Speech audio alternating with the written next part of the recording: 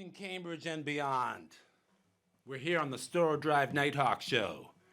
I want to thank all the folks that are out there on the airwaves tuning in. We have a phone. We have the capability of putting the phone on. Maybe not. Anyway, no phone numbers tonight. No call-ins tonight. Although we might change that as the show progresses. So I'm here to start the show with a great song by a band I admire and have always respected for the most part. And they're still playing live now. So anyway, I'm going to play Sanitarium by Metallica, a song that kind of shaped my childhood. Sanitarium by Metallica. Are you ready for this? Are you ready? Because we're taking donations. I will play that song, but I'm going to have to raise the stakes just a little bit.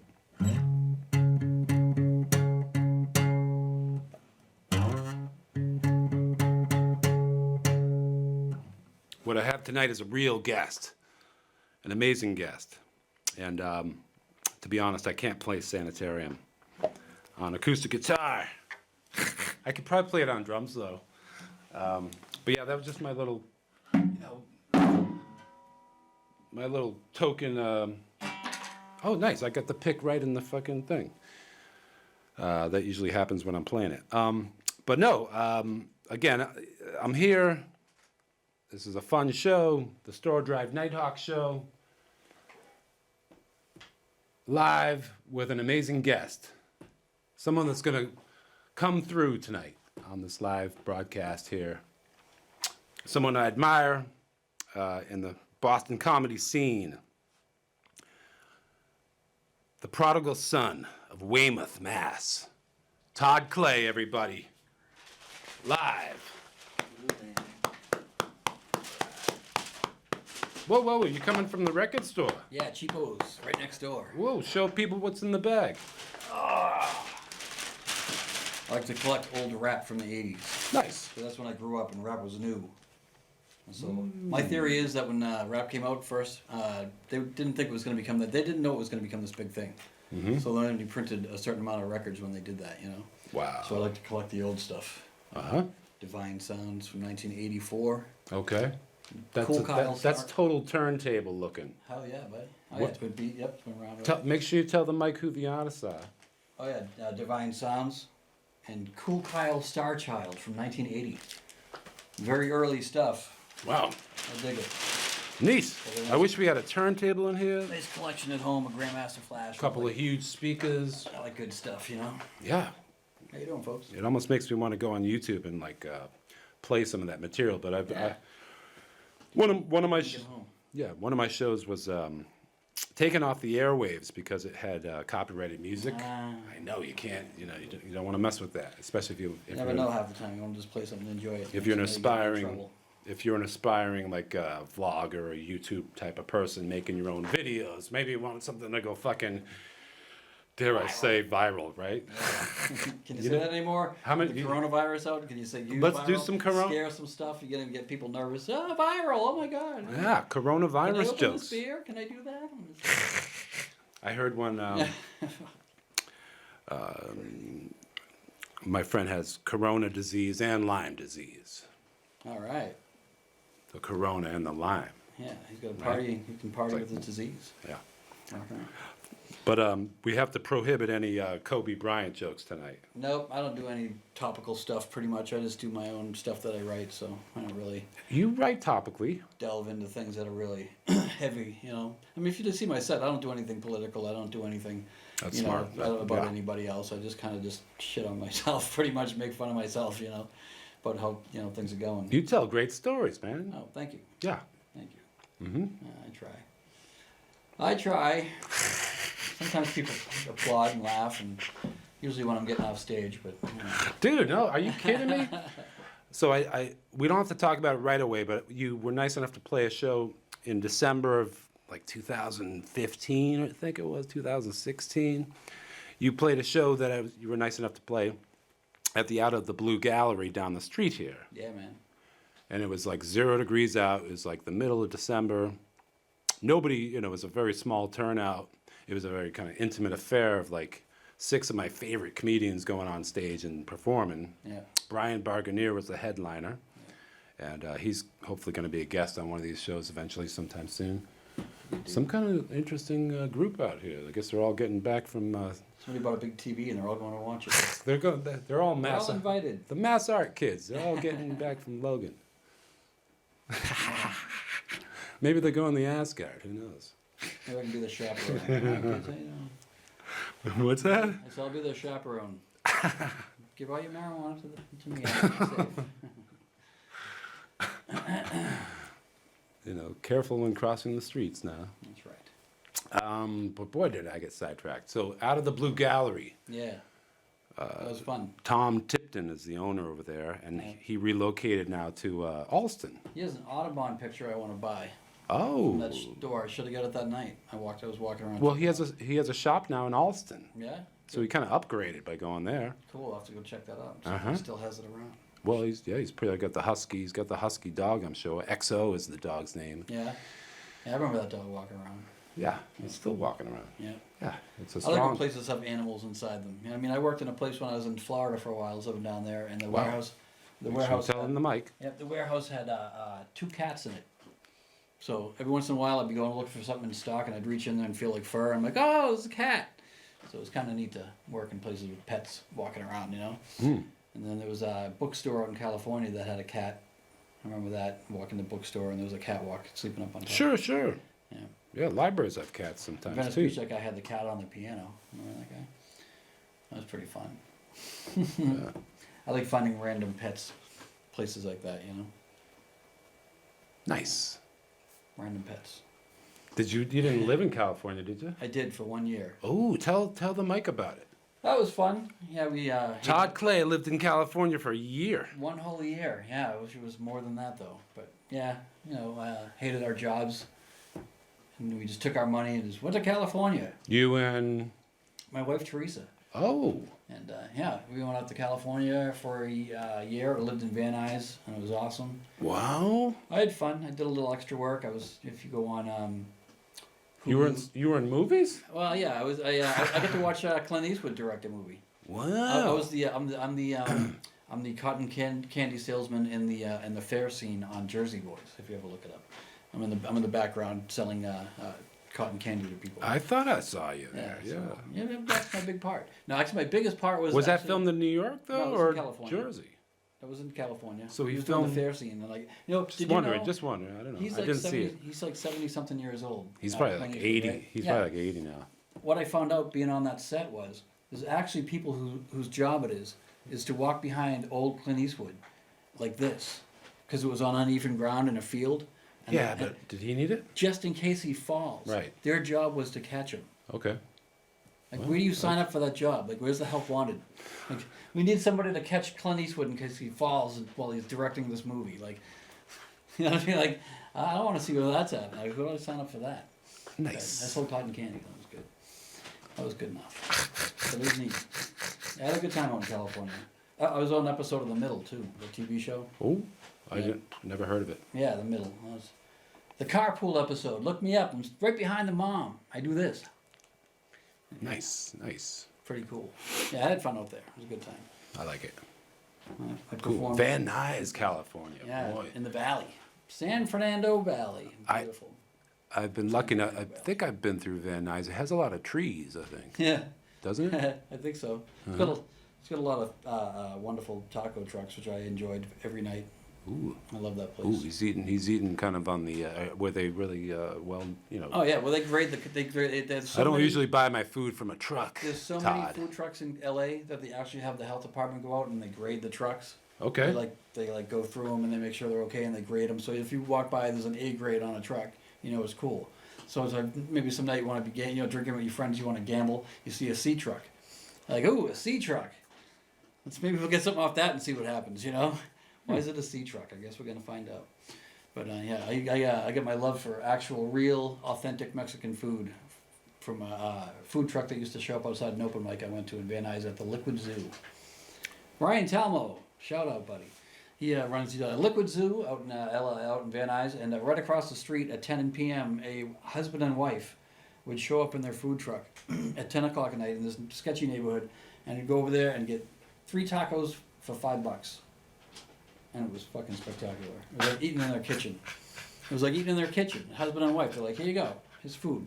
And it was awesome. And I had to order in Spanish, and it was probably the only Spanish I knew. And Dos pollo tacos, por favor. How'd I do? I'm sure you know more Spanish than that. Hola. Dos tacos, por favor. ¿Cómo está? You know? Yeah. Usted. Isn't that another thing? You know how they taught us Spanish? Muchachas. You know how they taught us Spanish in Señoritas. junior high? This is what they did. Yeah, which high school are you talking about? East Junior High in Weymouth. Weymouth, Mass. Weymouth, the famous Weymouth. The lamest I Weymouth. can smell it now. Yes. Weymouth police song. Yeah, Weymouth's theme song is the police siren. No, what was I just talking about? I forget. What was I saying? Clay jokes. That was a good one. Huh? Oh, yeah. How we learned Spanish in junior high? Hmm? The teacher would put on a record. And then she'd put the needle on the record and it would say, comment allez-vous? Or that was French. But whatever the Spanish was, I usually fell asleep. But they just put the record on, then she'd leave. Wow. And we'd have to repeat what the record said. You know? That's Buenos dias. Yeah, yeah. Buenos dias. You know, and I would have to like do what the The thing teacher said. would play a record and Yeah. actually leave the And then classroom leave. expecting the students to actually follow through with Yeah, that's how they wanted us to learn. And where was that teacher like going to the restroom there and I don't know. disappearing for Well, you it was in the 70s. strange so amounts she's of probably time? Going to burn one out back or something. burn one out back? Yeah, buddy. Had to put up with us kids. That's little Weymouth punks. No wonder. Yeah. Neat. All right, well, hey, let's get to the nitty gritty, my friend. Where I at? Questions. Yeah. Seriously, I'm moving up the food chain. All right. Yeah. I don't want to give away too much, but I just want to say next week's episode with Zenobia Del Mar and Matt Shore. Zenobia Del Mar. Yeah. Very funny. She just recorded her album over at the... And Matt Shore's coming on for musical entertainment. Yeah, nice. Yeah, moving up the food chain. I don't want to say who's booked after that, but let's just say they're Yeah, pretty well Zenobia known. is definitely higher than I am, for sure, on the food chain. A little more. She's, I'm going to have a quiet episode one of these days. Yeah. Yeah. Plus, you're going to be co-hosting with me again sometime Oh, down that'd the be road, fun. too. Yeah. We have Yeah. to squeeze somebody in the middle or something. Well, one of your They prodigies. wouldn't be able to escape or anything. One of your prodigies. A prodigy. Me. Yeah. But let's get to the questions. All right.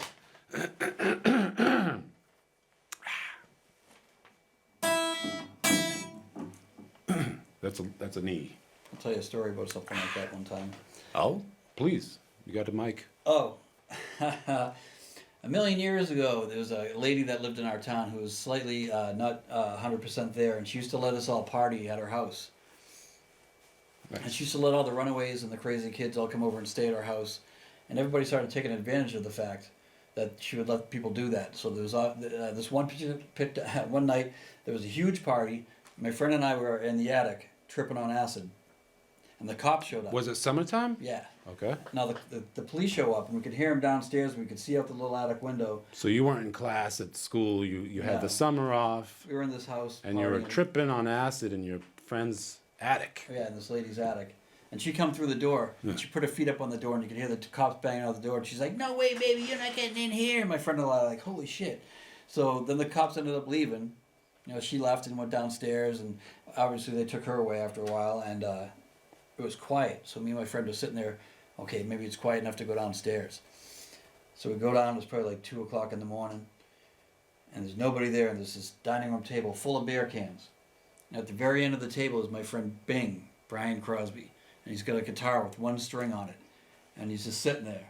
And my friend and I look around the corner and we see him and he goes, bling. And a beer can fell over. We just fucking started laughing. Dude, it was so crazy, the whole scene. It was awesome. Yeah, so that was fun. Bling. That's it. Cool. Yeah. Interesting. Was that in Weymouth? Yeah. As well. Wow. Yeah. Cool. Weymouth was fun. I had a crazy childhood. It was fun. A lot of acid. and Well, let's get to drinking. some of these questions because you might be able to reveal some of your, exciting memories from back in the day. All right, see what we got. or what, as it were. Maybe it'll be like last week's stuff. First, I want to ask, how your winter's going, how you're enjoying 2020. My winter is going great now that it's almost over. Mm. I'm not a fan of winter, so I'm glad that spring is just around the corner. Kinda. It's like Yes. 3 weeks away. Yeah, if buddy. if you're optimistic, it's actually I hate 4 November weeks. because it's the beginning of winter, and it's the slide into winter. Now, I'm not a big fan. Mm. So this winter's been good for me. It's been raining the whole time, so I'm like, all right. You would think that winter would be one of your favorite seasons because your birthday comes on No, I don't like my birthday either. New Year's Eve. Yeah. You're I tried celebrating. to change it once and nobody bought into it. I tried to change it to the first Saturday in August. Because it's right in the summer Uh-huh. and it's in August. I didn't pick a date. I just picked Saturday because it would always be on a weekend. So it'd be like a weekend in the middle of summer, so Nice. they could have a party and all that. Yes. Because my birthday's like a week after Christmas, and then it's like New Year's Eve. I always want to celebrate my shit. They're going out to drink and they're gonna, they Christmas presents. I got nothing. I have that joke I tell them I act about that. I think I know it. Can you tell it though? You got a pair. I don't like my birthday because it's so close to Christmas. I get weird gifts. Yes. For Christmas, I got a pair of sneakers, and for my birthday, I get the shoelaces. So, Clay jokes. hashtag play jokes. Seriously, that's It's a on good. Facebook though. That's a good one. So if we have enough time, you're going to tell the joke about the chips. All right. Do we have enough time? We're going to see. So question number 2. How long exactly have you been doing comedy? Coming up on 8 years. I've been Wow. funny for about 3. And you were in California doing it too. Yeah, that was fun. What's the most kind of out there type of place you played? Like a gig you might have had Oh, what, out there or here? anywhere. Oh, I did a fun gig that was a long time ago. They still do them now. It was a weed-based gig. And it was at Jed's basement, which is no longer available. It was a bunch of college kids took over the basement of a triple-decker. Alston, Mass. Yep, turned it into a comedy club, which is awesome. And they had a show called High Performance. And everybody on the show was high. And it was in a basement. And the audience was smoking. So the entire basement was thick like a cloud of smoke. You couldn't even see across the room. And when you're up on stage, you're inhaling the whole time and you get really high. So it was like by the end of your set, you were fucking wasted. Yeah, it was fun. Yeah, it was a good time. That was a fun show. But yeah. That's awesome. How many years ago was that one? Probably a couple years anyways. A few years in. Yeah. I don't have a good time reference. I don't know why, but I don't know, something. For some reason I can't remember stuff specifically for time. I'm not really. What year was that? I don't know. I know I was born in '68. After that, everything got kind of fuzzy. Yes, and I'm so glad that you're not a political comedian. No. Man. I don't All right. even delve into that stuff. Can you rattle off some inspirational comedians? One of my favorite comedians is Norm Macdonald. He's freaking awesome. I love watching his anything he does is funny, but his earlier stuff is very funny. Very sarcastic. Yeah, I like that dry. Mine. Mine's just dry. He's dry enough to Yeah. set a forest fire. He's so dry. He makes the Sahara look like an ocean. I'll tell you. Hey, stuff like that. I'm glad that Seinfeld's not on your list. Nah. Well, I think as the years go by, I think people are going to be like, yeah, that Seinfeld really wasn't that funny. He's kind of annoying. He wrote every once in a while a pretty good joke though. He know how to craft a joke. Like he would craft a joke. Like, you know what I mean? He would work on it for a long time, and Yeah. Some people like Sammy Hagar. Some people think he's a piece of shit, like I do. Sammy Hagar? Yeah, Van Halen was never anything else Oh my God. without David Lee Roth. Yeah. He should never have carried the name on. Anyway. You never saw Van Halen live, did you? No, unfortunately not. Everybody had that record, 1984. Yep. Yep. That Like was even awesome. even if you didn't want to Van have it. Halen, all that shit. Great shit. Yeah. Yeah, all kids ought to pick up some Van Halen records. The first Van Halen record. Definitely. Not a bad song. You on it. cannot go wrong with the first Van Halen Turn it record. up loud and piss off your neighbors. Yep, on vinyl. Yeah. Mm-hmm. From Cheapo. Yeah, so somebody mentioned that the Black Sabbath first album was actually, you probably saw it online. Oh, it's a 50-year anniversary. It was released today. Wow. Really? Yeah, Did you see that online yet? You're going to see it all over the place. I had to work. You know, Fucking people saying, you know. slave to the system. But that was, if you look back, that was a pretty, you know. That was amazing. It's worth. I love Black Sabbath. You can listen to any of their music. You can compare it to anybody now. Nobody creates music like they did. You know what I mean? They were the way they put stuff together was amazing. You know, when you really listen to some of those music, Electric Funeral, all those other tunes, it's just amazing. Really. You know, and then, but especially when he was with Blizzard of Oz on that record. What the hell's the guitarist that died? God damn it. Randy Thank Rhoads. you. Yeah, that album is amazing. Like when you listen to that record, it's fucking incredible. The master of the fucking whammy bar. Yeah, but that record is so well written. It's amazing. Some of the music on there is incredible. But they were just Well, now we're jumping around too many. People say that the first 4 Black Sabbath records, I think it's the first 4. yeah. And I would agree. It's got the volume. I'm forgetting all the titles of them and stuff, but Yeah. like the first 4 or so. Frankable. Masters of Reality Yeah. is record number 2, and then record number 3 was that Sabbath, Bloody Sabbath. okay, and then record number 4 was volume 4, Yeah. which has a cool cover. I like that cover. It's like an orange kind of picture of like Ozzy sideways, and you can't really see, you know. Music used to be cool. The first 4 fucking Black Sabbath records, Look definitely. them up. They, you know, they get an And endorsement. watch Fast Times from Ridgemont High. Nobody sees what the fuck is up with that movie. People don't watch that movie No, anymore? I'm old. Really? No, I reference it. I've never heard The of that. Sean Penn is Sean like Penn's only good fucking thing he's ever done. it's like the most funny thing you wouldn't expect from a guy that went on to have a great, you know, pretty good serious acting career. Yeah. He could do the comedy too. Good shit. Yeah. Mr. Hand. He ordered a pizza during class, right? Art. I figured since it's your time, I'm here and you're here, it's our time. I have a little pizza on our time. Awesome. I love that show. One of my favorites. All right, next question. Next question. What was the earliest concert that you did see? Because I know you've seen a lot of metal shows, and I've always been a fan of, you know, metal. I think my first show might have been Journey. I don't know. Journey. I think. How old were you? Like 14, 16? Yeah, 14 maybe, something like that. I did see U2 at the Boston Garden way back in the 80s. Yeah. That was a sought-after ticket. Yeah, it was my older brother brought me to that. It's the only thing my older brother ever did with me. Did you end up being a U2 fan? Oh yeah, I liked them anyway. I think early on I thought they were interesting, but yeah. I used to have to when risk you my look- life to listen to music. I learned, to learn to love music. 'Cause Yeah. I had a split room with my older brother, and he had a stereo system on his side, which I wasn't allowed to go near. But I used to sneak over and listen to records all the time, and risk my life. Mm-hmm. Occasionally, he'd catch me. And, Okay, let me get this bag out of the way. oh, am I crumbling? No, it's fine. It's fine.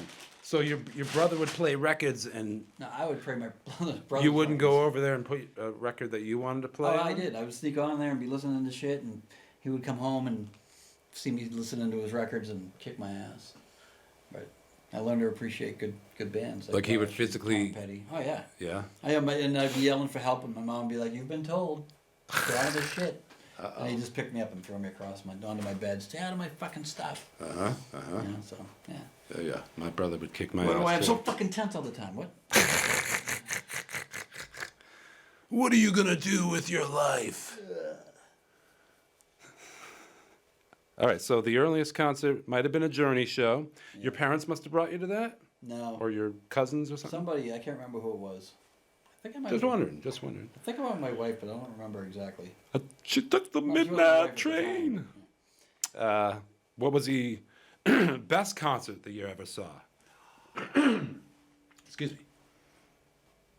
I was probably too wasted to tell. No, I saw. It was probably one of the Lollapaloozas. I know Alice in Chains was on there, Jane's Addiction, shit like that. You know what I mean? 9 Inch Nails was on that. Yeah, like the first few that were awesome. Wow. I went to all those. Jane's Addiction? Oh, as a matter of fact, I saw Jane's Addiction at Rocky Point in Rhode Island. What? That was fucking awesome. Yeah, that was really cool. Yeah, Jane's Addiction. Nice. I found out about Jane's Addiction when I lived in Key West. Because his kid and his sister, his parents built a bus into a house and drove it across the country. And they were from California. And I went over to the kid's trailer to hang out, and his sister was listening to these tapes. And I was like, who the fuck is that? She's like, oh, that's Jane's Addiction. That was before they got really big, and they had a cult following in California. And then when I came home, my friend had been living in San Francisco. And one day we were just playing hacky sack. He's like, "Do you ever hear of Jane's Addiction?" I'm like, "Fuck yeah, dude!" And then come to find out, like a week later, they were going on, they were on tour and they were going to be at Rocky Point. So we went to that. It was fucking awesome. We got pulled over on the way to the show by a cop, and we told him we're going to see Jane's Addiction. He's like, "Jane's Addiction? What is she addicted to?" Because my friend had like purple hair and green hair and green patent leather just pants on. We were just crazy looking fucking kids in there, like where are you going? Like Jane's Addiction. Super cool, super cool. Well, we're winding it down. Yeah. Oh, you want me to tell my stupid joke? No, I love that joke, but we only have a minute and a half, and that joke deserves at least 3. You could see me tell a joke. You could tell that joke in 8 minutes. It's so good, Oh, thanks. Yeah, it's your infamous Chips joke. Chips joke. Yeah. If you ever see me playing out, guys, just yell out Chips joke. Tell the Chips joke. I'll do it. Yeah. I take requests. That's a great joke. You must know that joke too, yeah? Yeah. Teresa over here in the She knows shadows. all my stuff, unfortunately. She better. She's your wife. The lament on the way home after shows. Oh, please.